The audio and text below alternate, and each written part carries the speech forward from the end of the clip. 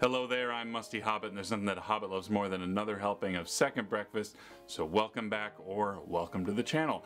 I just got back from the Portland Retro Gaming Expo for the second time in the last 3 years, and I have quite the haul to share with you here today, and we are going to be doing a giveaway, so stick around. I will get you details on that as we get through the pickups. But before the show itself, I spent the couple of days up in the Pacific Northwest with my wife. We hit a couple of game shops and a bookshop as well in Portland, and I wanted to first show you what I got from there. We stopped in Tacoma on our way up to Seattle, picked up Ghost of Sparta for the PSP. Now this is actually going to be the Cartridge Club Portable Game of the Month for November, and I wanted to get the authentic portable experience for that month. In addition, you can also get this on the God of War Origins collection, which is available on the PS3. If you are interested in playing along, I would highly recommend it. At Powell's Books in Portland, largest bookstore I've ever seen in my life, I managed to go to their gaming section and found something I've never seen before, and something that actually ties in to a pickup that I had from the Midwest Gaming Classic, and that is The Lord of the Rings Volume 1 for the Super Nintendo Strategy Guide. And I've never seen this before, and the price was good, so I decided to pick it up. And yeah, it's pretty sharp, lots of good pictures, and there's some actual like decent artwork and things like that inside, which is actually pretty cool. So glad that I found that. I did pick up one other book, and I'll talk about that in just a minute. But before the show itself, I roomed with a few of the Cartridge Club members who were also going to be out there, and Julian, who always seems to find these little additional peripherals and things for me, decided to give me a few additional things. And that was, first of all, there's this Tremor pack for the N64, and the battery compartment's a little bit corroded, so I'm going to try and see if I can clean it up. If not, oh well. He also threw in a couple of memory cards, one first party, one also by this Performance brand. But the big thing that he was sharing with me and letting me have actually helps finish up another item I got from Midwest, and that was for Odama. That is a pinball game that also makes use of the GameCube microphone. So this plugs into your memory card slot, and then you can kind of give your troops commands as you play pinball around them, which is kind of weird. But now I have that, so thank you, Julian, for bringing those to me. That was really cool of you to do that. So now let's get into the show itself. The theme this year was 35 years of the NES and its games, and so the artwork was actually redone, is a take on the Mega Man 2 artwork, with the spires from the convention center and Mount Hood in the background, and our lanyards were in the shape of an NES cartridge, which is pretty cool for the people who had a weekend pass. So I grabbed a couple of the programs just to have those. I still have the ones from a couple years ago. The first booth that I went to, though, was Chris Kohler's booth. Chris Kohler was sharing a booth with the guys from Boss Fight Books, and at Powell's, I actually managed to pick up a copy of Chris's book, which is for Final Fantasy V. This is number 18 in the series, and Chris was nice enough to sign it for me as well. So thank you, Chris, for that. Also, number 17 in the series is for Katamari Damacy, which is a series that I love, and the author happened to be there, so I picked up a copy of this and had her sign that, and so that also, nice little signature there. So got a couple of books to dig into. I really need to start reading more. I don't do that enough, but let's get started with the games. I'm going to do this by system itself. I'm probably not going to talk a whole lot of price, but I will say that throughout the entire convention I did only pay sticker price, I think 3 times, and most of the vendors were more than willing to make deals, which is something that wasn't happening quite as much a couple years ago. I don't know if that's a sign of the times or people just were looking to make money, and all in all, I think pricing this year was really, really good, and it actually kept us on the floor for quite a bit of the time that the convention was open. But I'm going to go system by system as we kind of walk through everything that I picked up here. And we're going to start with the Nintendo Wii. I managed to get this one from John Riggs, and that is Lego Star Wars The Complete Saga. Then at another table I grabbed a copy of Sin and Punishment Star Successor, which is the sequel to the Japan-only N64 title. For the Wii U, I grabbed a couple of titles that have ports on the Switch, so the prices have come down a bit on those. But I wanted to get the Wii U version just because I kind of digging collecting for the Wii U right now, as most of you should too, because I think now is kind of the time to strike on this. First of which being Donkey Kong Tropical Freeze, and then the other being Lego City Undercover. My son's gonna dig this a lot. He was watching, when that was on Netflix a few months back, he was watching that quite a bit. The next system we'll hit is gonna be the Xbox 360, and I got two of these, the first two also from John Riggs' table. John was making deals like crazy, which was awesome. I picked up a few titles from him at a fantastic price. The first of which being the Fable 2 limited collector's edition, which has a bonus DVD making of, and it had some DLC, but I think that DLC's been redeemed, but the cover art is actually sideways here. But it's got this nice dust sleeve as well. And then the other one that I grabbed from his table was Soul Calibur 4. Soul Calibur 4. And this is the one for the Xbox. They got Yoda as a bonus character, and this is a Platinum Hits version, but complete and in really good shape. At one of the other booths, I managed to grab this. Now, this is a game that I don't think I've ever seen a physical copy of this game, and I know it was on somebody's Hidden Gems a few months ago. This is Bullet Witch, which kind of has a Bayonetta vibe to it, but with she kind of carries around this like giant assault rifle and has magic and all kinds of stuff. So comes with a poster and some other things, but it was all complete, and they had it priced under what it goes for currently, so didn't want to miss out on a great deal. At another booth, I picked up a few manuals, and they had these.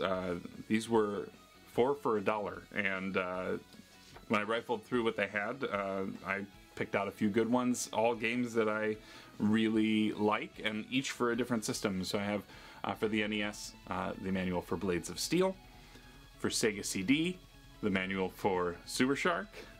For N64, Star Wars Episode 1 Racer. And then for the Atari 2600, they had the manual for Adventure. So I got each of those for basically $0.25 a piece. Never pass on that, especially if they're in good shape. Now the last deal that I made for the show was actually one that I had seen on day one, on Friday. They were one of the ones who happened to have their sales booth open. So there were a lot of people trying to make deals there, and I saw this and I was like, okay, well, if it's still there, maybe I'll make a play on that at the end. And I decided to. This is a game for the Genesis, but when I moved out to Iowa, this was a game that my roommates used to use to settle arguments, or and they used to do the multiplayer mode on this. So this is Star Control, which was also on the PC, but there's a multiplayer mode in here that's kind of like a ship battle thing, and it, I don't know, it was just really cool. They came down on price quite a bit. I actually got it for probably about half what it goes for currently, and it's in really good shape. The manuals are all almost untouched, and the card is in good shape as well. But yeah, this is the only Genesis game that I picked up at the show, but it was has a little bit of sentimental value. It was on my list, and so couldn't pass up a good deal, especially when they were calling for like last call, like absolute last call. I was like, well, let me take this from you, please. Now let me get into what I'm going to get into. The rest are the things that I mentioned on my last video, maybe one of my last videos, where I talked about the things that I wanted to get at PRGE. I had some very specific targets that I was looking for. These were 5 different sort of groupings of things that I had. So we'll start with the NES games. I had a very specific focus because I've been trying to complete this subset. But I picked up a few NES games here, the first of which being Dragon Spirit, which is a vertically scrolling shooter where you play as a dragon.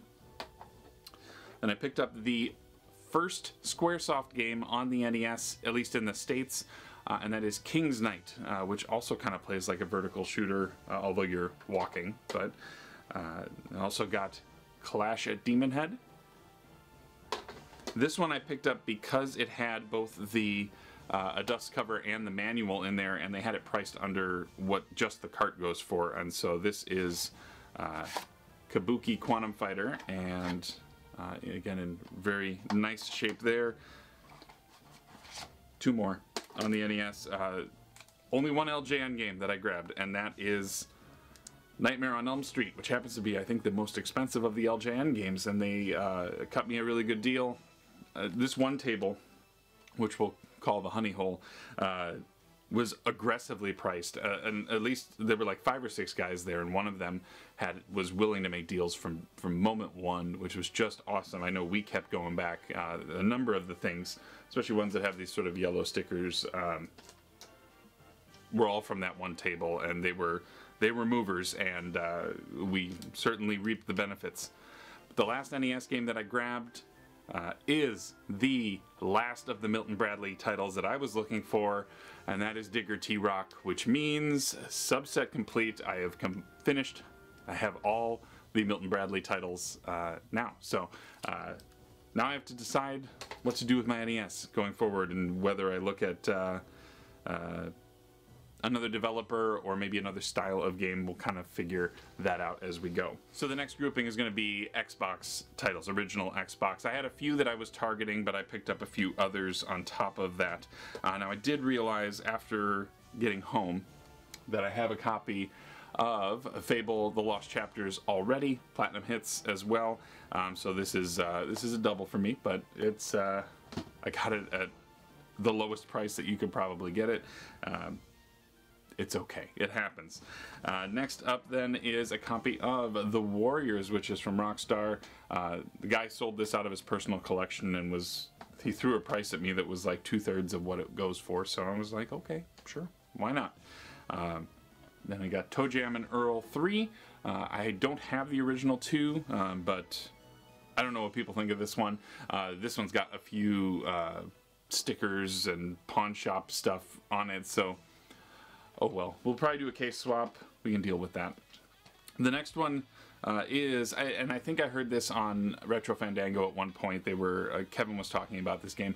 It's Jaws Unleashed. This is not the LJN Jaws. This is actually an RPG. You kind of level up, and you have new abilities that you get. And you play as Jaws, and you just get to eat people and sink their ships and stuff like that. It looks pretty wild, and a great price there. And then I got A State of Emergency, which is another Rockstar game. This one probably would not be released in this day and age. It's a little over the top and kind of hyper violent, but I had some fun with it when I was playing that in the early 2000s. It is what it is. And then we come down to the rest of these are ones that I was targeting specifically, one of them being Gun Valkyrie. Again, kind of rough up there. Get a new case, no problem. They were way underpriced on this. They had it at $250. I don't know why. Every other copy I saw was at $15 or more, so oh well. The next one was Cyanide. This one is a twin stick shooter. This was at that honey hole, so they had it way underpriced. Well, not way underpriced, but with the deal that I made with a couple other games that I've already shown you, they came down, and it actually was a pretty good deal, all in all. And then the last of which, funny story, on Saturday I looked all day for this game because I had found these other Xbox ones. I was like, I need this one. This is the one that I said that I really, really wanted, and I was like, okay, fine. You know what? I found a good deal on the PS2 copy of Gauntlet Dark Legacy, so I picked it up, and I was like, okay, that's fine. I just didn't see any copies of the Xbox version until Sunday, and I was walking around. I found one of these booths, and it was one of the like bigger like retail shops that were there, but they had all their stuff really well alphabetized, and so I must have missed it, because when I looked down at the bottom, when you got down to like the X's and X, Y, and Z's, I saw the Xbox version. So I picked up the copy of Gauntlet Dark Legacy on both systems, and so this is actually what we're gonna do. We're gonna do a giveaway. First for my channel. I've never done a giveaway before, but I want to kind of give back. I've seen a lot of growth this year, and so I want to kind of reward those who have subscribed or those who are looking to subscribe. What I want to do for this giveaway, and the giveaway will be for this copy of Fable Lost Chapters for the Xbox, and this copy of Gauntlet Dark Legacy for the PS2. To enter, make sure you're subscribed. Like the video, and then leave a comment with your favorite of the pickups that you see here. I'll leave the contest open for 2 weeks, and then I will do a video to kind of wrap that and do that sort of drawing. So again, just make sure you are subscribed, like the video, and again, comment with your favorite of the pickups here. 2 groups left though that I had from the once video, and the first of which being the N64. I said I wanted to get my 50th game in that, and I had a very specific one I was targeting, and that ended up being Star Wars Battle for Naboo. And so this is game number 50 on my N64 list, and it's got a little bit of Sharpie on it. It'll clean up, I'm sure. But so I managed to snag that. Again, really good price. And I picked up a couple other N64 titles, kind of marching toward what might be. I might do like 64 games for the 64 when all is said and done, but I picked up for super cheap a copy of California Speed, and Travis from Polykill just did a blog on this game. You should go read it. It's a really fun read. I also got a copy of NFL Blitz, which I used to play in the arcade a ton, Rayman 2: The Great Escape, and Doom 64, which is supposed to be the actual prequel, not prequel, but the predecessor to the most recent Doom game, if you actually follow the lore. So it is a unique Doom game, as I am told. I just never played it, but they managed to put it on 64, so I'm interested to see what they did with that. Shift gears into the last big grouping that I was looking for. Unfortunately, Sega CD titles were hard to come by, and I did not see any of the Make My Video, so the Marky Mark and InXS video, Make My Video titles were not ones that I was able to pick up. But I said that I wanted to get all of the games from one series, and I wanted to show you what I happened upon. I wanted to get them all complete, and unfortunately, I didn't pounce on the ones that I saw fast enough, so I only got a loose copy of Star Fox 64. And I'll look for the box if I can. I have a loose Rumble pack, so if I manage to find just the box and the inserts and the manuals and all that, that would be great. If I have to then buy a complete edition the next big convention, so be it.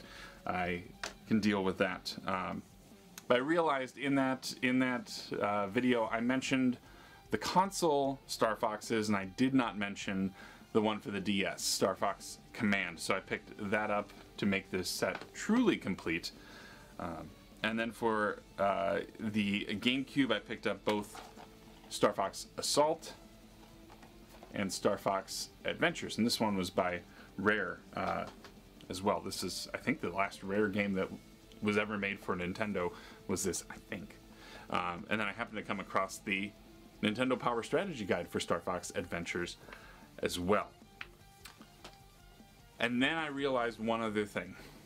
I didn't mention in that video before, but when I had traded off a bunch of my Super Nintendo games to get my PS4 Pro, I actually traded away my copy of Star Fox.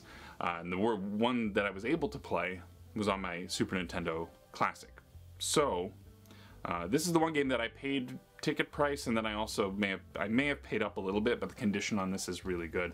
So I now have a complete copy of Star Fox for the Super Nintendo, meaning that I have, with the exception of completing the 64 one and the 3DS remake of 64, I have all the Star Fox titles, which is awesome, which means that for the entirety of this show, I actually got 4 of the 5 targets that I had, which is, I think, the most successful that I've been at a show based on those wants lists. But all in all, it was a fantastic show. I got to meet a lot of people, and some people in the club that I hadn't yet had a chance to meet before, and you know who you are. I'm going to save a little bit of time by not listing everyone by name, and I just got to hang out with some people that I don't get to see very often, which is just really, really cool.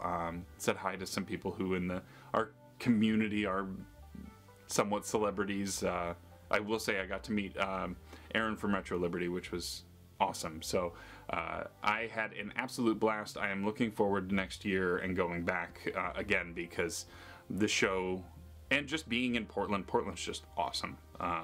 Really like that area. It feels a little bit like home, but kind of amped up, and nothing but fantastic food and drink and everything. So but yeah, we're going to kind of leave things there. Again, we are going to do that giveaway, the first giveaway for my channel, to kind of, again, reward you guys for the growth that I've seen over the past 6 months or so. We're going to do a giveaway for these 2 games. Again, Gauntlet Dark Legacy for the PS2 and Fable The Lost Chapters Platinum Hits version.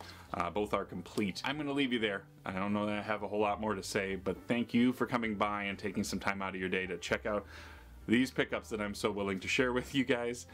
But thank you for coming by. I've been Musty. Take care of yourself and be good to each other. Bye.